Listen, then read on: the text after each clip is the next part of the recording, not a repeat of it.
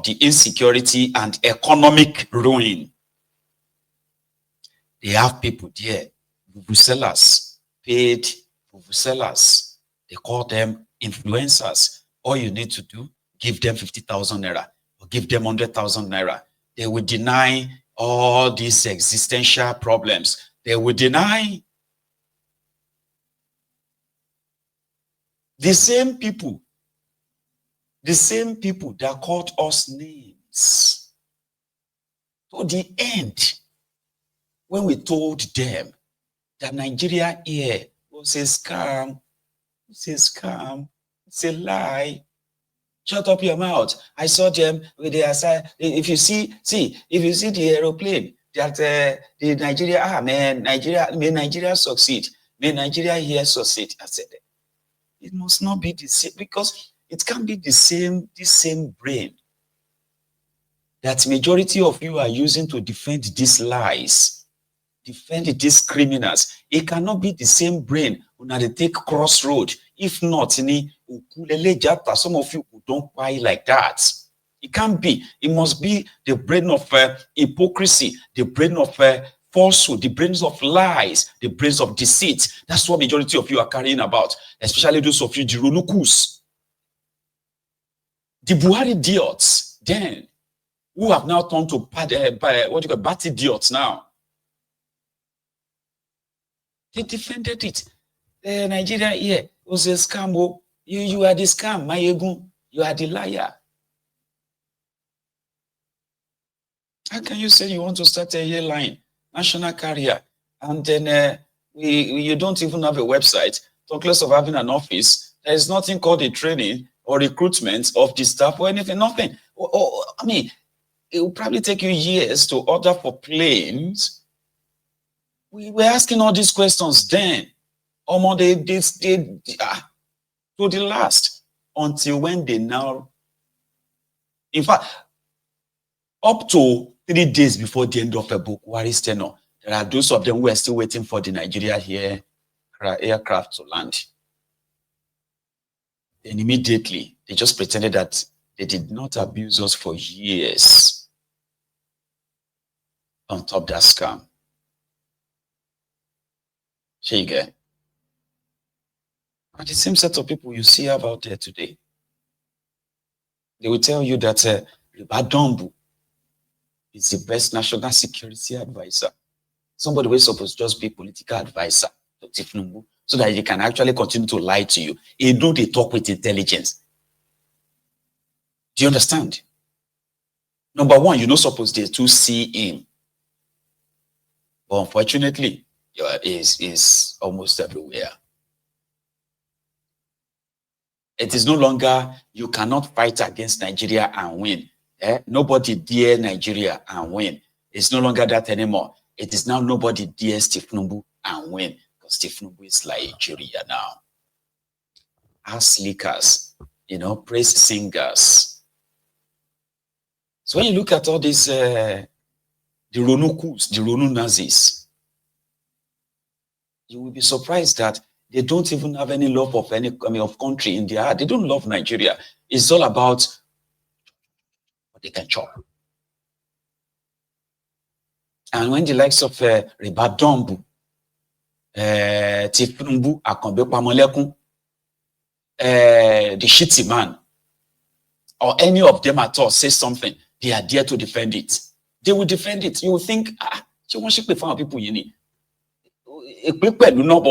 Most of it is, like stomach infrastructure. And it's all about peanut, tiny peanut, 50,000, 100,000. That's what they give to them. $20 or 20 pounds, 30 pounds. That's what they give to them. And the entire place can burn down. They will tell you that, now, fire Olympic. If the entire country is burning down, they will tell you that, no, Nigeria is not burning down. Nigeria is just hosting the fire Olympics. I'm telling you. And that is why Tifnumbu has hired a lot of this media, that. Just to tell you that now you get the problem. Now you know well. yesterday, TJ, who went to Nigeria, called onto this program, sharing his experience, and he was like, Mayegu, ha, cha cha cha cha. If you think so now only online, you have these low lives, sewage dwellers, these ass leakers, these crumb chasers, the crumb eaters, the all risers. You need to see, especially if you go to Lagos, you need to see them physically. It is so exhausting. Don't argue with them. If you value your own, if you really value your own mental health, it is that bad, right? That the entire country is in such a mess, economically, security-wise, and the rest, right?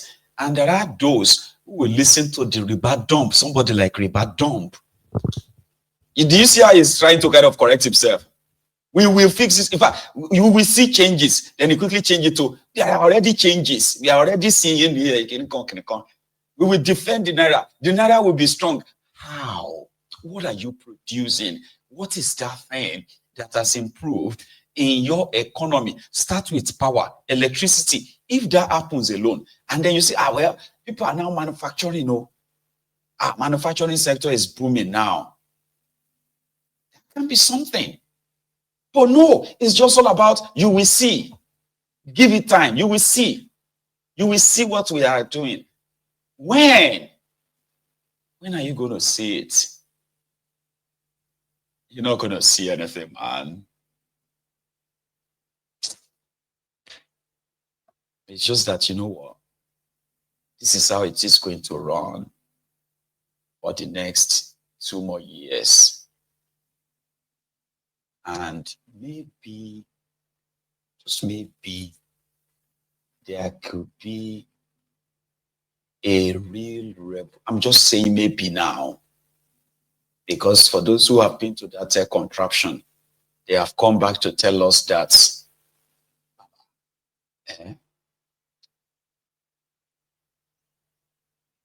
the people are already conquered. There's some of the things you see on social media that may be giving you a little bit of, hope, like, if they try to rig election, if they try to shake it, Nigerians are already tired. They've pushed Nigeria to the wall. They were going to fight back. Social media only, Baba. Mayego, if you go to the streets of Nigeria, you can see people are wearing their surrendered face, with pride. Say, come on, this country, this is the only God will save us. Only God will help us. We cannot help ourselves. But that's why I'm using maybe. Just maybe the likes of Tifnubu will meet their Waterloo if they continue this way by 2026, 2027.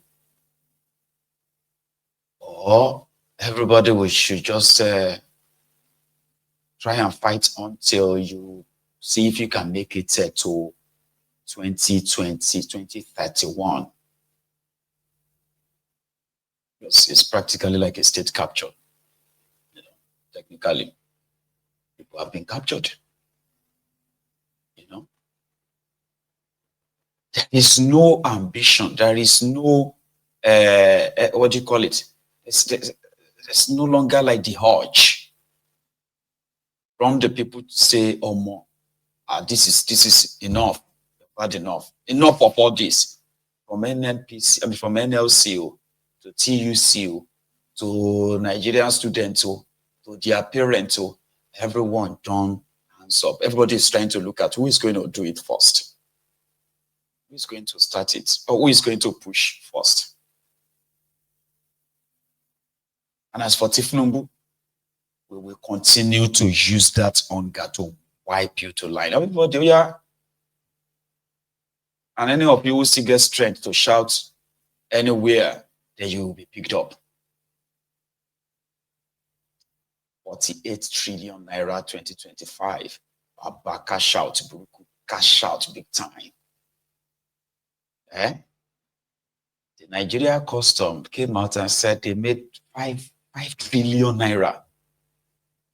And they're celebrating that in a country where you could barely, where people can barely feed you, where availability is partly problem, but where things are available, affordability is a massive problem. People can't afford anything.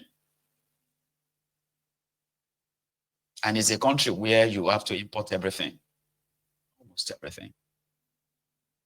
So they are increasing the import duty. They are charging the importers more, charging them more. And they are celebrating that they are making more money from charging the importers more, right? You are celebrating with them that they are making more money from charging the importers more. Only for you to now go to your local shop and you realize that you can no longer afford what you used to. And then you turn around and say, this country is very tough. These people, all these marketers, all these importers, they are the ones making life hell for us. That's why I'm like, it can't be the same, this same brain, no, where they inside that your skull, oh, it can't be the same brain when they take crossroad, oh, if not, they kuton. Now hypocrisy, intentional hypocrisy. You cannot be using the same brain you are using to defend APC. Using the same brain to crossroad. Like your brain, fufu, pafu, or whatever it is there, will function. Anyone with any functional brain will not sit back and defend any of this rogue, except entubani mental problem. And mental problem there, it's like, get a different category. I know a lot of you are pretty much like pure hypocrites. The Ronokus, suffering and smiling sufferheads. But think, which is a reason now? All the actions of these guys always have the blowback on you. Yeah, it does. A lot of you are into businesses, you have no patronage. No one is patronizing you anymore. It's affected, it's affecting you, or it has affected a lot of you. Poultry farmers, other farmers who are even tries to kind of still try to be in business. Nobody is affordability. No one, just cuts down the patronage. So what's the essence of the business? When your business or businesses are dying slowly, as people are becoming poorer, you that are supposed to be business people, you are suffering, you are struggling as well because of the policies of these guys. Celebrating making more money from custom duty. But you are not making more money that should have possibly strengthened your naira, more money from the 1.8 million barrel of crude oil. Come on. It makes sense now. It's called Tifunbunomic. They make sense. They make sense.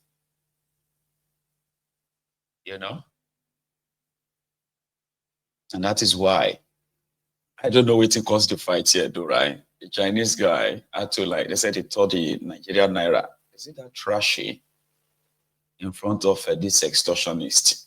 People wanted to possibly take money from him.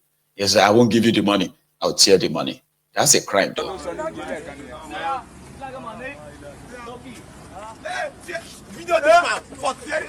Nigeria money. It's Nigeria money. It's Nigeria money. It's Nigeria money. The Chinese man tear Nigeria money in disrespect to Nigeria.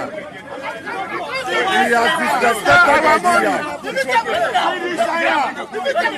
He has disrespected Nigeria. I will not give you the money. Give us money. No. Oh, you have disrespected Nigeria. Chinko. Why would you disrespect Nigeria? Everybody is kind of like a pacing on Nigeria, though. When they fight your colonizer in the future, with the way that these guys are going, you know, una go still go learn Mandarin, Chinese, because last, when these people come for their money, and Nigeria don't get money, they've extracted all of your resources enough that there's probably nothing left. Now they go can't take the woman everybody could call they speak Chinese. Now your future colonizer now they beat so. Last they go face out your naira. They go they spend yuan in Nigeria or some part of Nigeria. Say this area is now Chinese colony. Say what? Yes, so because with the level of reality today, you cannot pay back the loan in another 100 years. And your forebearers, they don't collect loan. And since they have collected loans and they are all dead now, so you cannot pay back. What we do is that we have to recolonize all of you from this part to this part. Maybe they shall not reach Ijebu because all the money where they borrow no reach Ijebu. And I bet you our Biafran brothers by then probably would have declared their own independence because all the money borrowed by Nigeria, whatever they use the money for, no reach Igbo land. Go and fact check that too. No reach Igbo land. Whether not for road, for rail, for electricity, Shingbai, Nigeria can be in debt of 250 trillion. Wait, see, if Nigeria debt reach, for example, if Nigeria debt reaches 999 trillion, 999 trillion, how much is it going to be when it crosses over? I've been trying to work that out in my head. I couldn't get an answer. Is it going to be 1 trillion or be 1 billion? Because right now Nigeria's debt is over 200 trillion naira. That's Nigeria debt. And with the way Tinubu is going, by the time it's done, your total debt by 2031, it don't cross like a 600 trillion or 700 trillion. So if that debt can't enter, when Tinubu finished, right? Maybe a shitty man will take charge. So let's say shitty man can't take the debt to 999 trillion. 1 trillion to what's it go be? Zillion. Wala day. Zillion.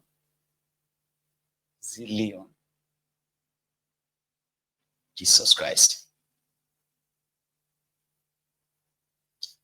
Now, quadrillion, you see, everybody is trying to find the name for it.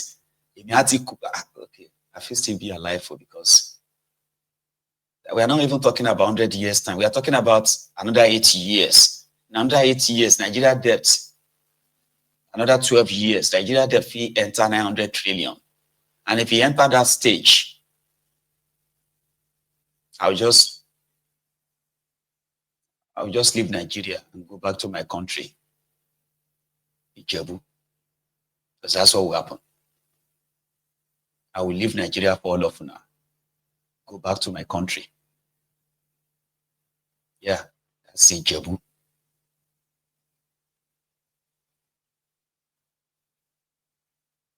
This may sound funny to some of you, but it is not. We are talking about economic ruin for generations to come. Our children are going to be born into poverty. The poverty where the criminals who are taking the money today will be dead, gone. They will probably be gone. Their children are dual citizens. They have American citizenship. They have a British citizenship. They have all this, citizenship across all the place, right? They will live and leave Nigeria. I could just pick everybody for road. People will know Chinese, they know they forgive debts. Go and read about it. They know they lie. You cannot hold Ogun money and expect the Ogun no they forgive debt. You don't understand. The Chinese are like people who say they don't forgive debt. In Africa, they are taking airport. They are taking national properties. In Africa, people will hold their money. They will just be like, from here to here, you are now the Chinese colony. Say, sir. Yeah. Okay, I can't even speak Chinese. That's a problem. You see? You'll be like at the train station. You'll be hearing, say, Yanopaja long pe then. Say, na Yanopaja, Yano, Oshodi to Yanopaja. Well, you know, go here, Oshodi Yanopaja, na Shinko, you go to hear for the whole public address system. It's no longer yours. If you misbehave, Baba, go and read about Chinese. They are very good. They build rail, they build infrastructure, they build roads, belt roads, and all of that stuff for people in Africa, but they are not doing them for free.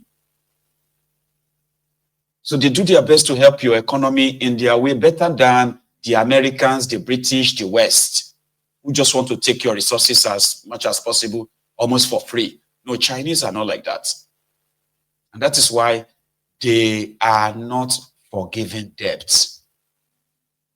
They don't forgive any debts. But the way you are going, now they beat your future colonizer. So you should remember that, Sha. They've given this guy a job now, though. Yeah, he's finally paid off. I hope Reno Mokri is watching. Whatever he's doing, he needs to double it or triple it. Whatever he's saying about the Igbos or saying about Obi, saying about the obedient, tell Reno Mokri to double it. Bwala don't first and get appointment. If you have the time, I will tell you more about what they are campaigning with as an agenda or as a rhetoric that he did well in Lagos. I will tell you, between 1999 to 2007, if you take out context, he actually performed worse than some governors in Nigeria, because the Lagos that they say he did, he improved the revenue, he only collected tax. All the infrastructure needed for a state or in fact a country to develop was on ground. Lagos used to be the Nigerian national capital. Before Nigeria was formed, Lagos was a colony. You have all the infrastructure for economic development. As what you didn't establish them. There was seaport, there was airport, you have commercial activity, all the embassies are there. So transaction with foreign envoys is in Lagos. All the hotels are there, headquartered in Lagos. All the banks are headquartered in Lagos. All security apparatus, every facility and infrastructure for economic development was in Lagos. He didn't bring them. Asiwaju did not invite or introduce or brought to Lagos any serious foreign investor or domestic investor. And these revenues we are talking about that they claim he has generated, we are on. It's just that the government didn't have the infrastructure in collecting those. So what he did throughout this period was to collect tax. That's what they claim by revenue. And even then, the reason he did that was because the company that was collecting the tax, the company is allegedly traceable to him. So if you pick a man on the street and you tell him, I want you to collect us in a given area, your percentage is 30%, he will be optimal. He will be highly effective. This is the summary. But let me tell you what he did in Lagos. One, he attempted to destroy democracy. He wanted to introduce what we call monarchical democracy. A democracy that is not reflected by the will and wishes of the people, but reflected by the choice of a man, and people should run around it. He introduced the concept in politics in Nigeria that we call take the queue, follow the queue. He was the only governor in Nigeria that during the period of 7 years, he has had to impeach his deputy governors 3 times and change them. If you have the time, I will tell you more about what they are campaigning with as an agenda or as. But now, Bwala has joined the team of over 1,000 media advisors to Tifnumbu. You will be seeing him on TVs now. He will be ramming it through down your throats. How Tifnumbu is working. If they say the devil is working hard, Bwala is working harder. You go see. Tifnumbu did not hire experts, professionals, to come and help fix your Nigeria economy. He didn't hire experts right? To come and help you fix your healthcare system, education system. No. Tinubu has made over 30,000 appointments. Do you know that? You don't? Oh, Mawe. Charm is saying that. Charm, see, if you need a break, you better take a break. We are not taking a break. Because the devil know they take break. So all of us who are going to be his victim, we must not take break too. Whether you take break, if you come back in 6 months' time,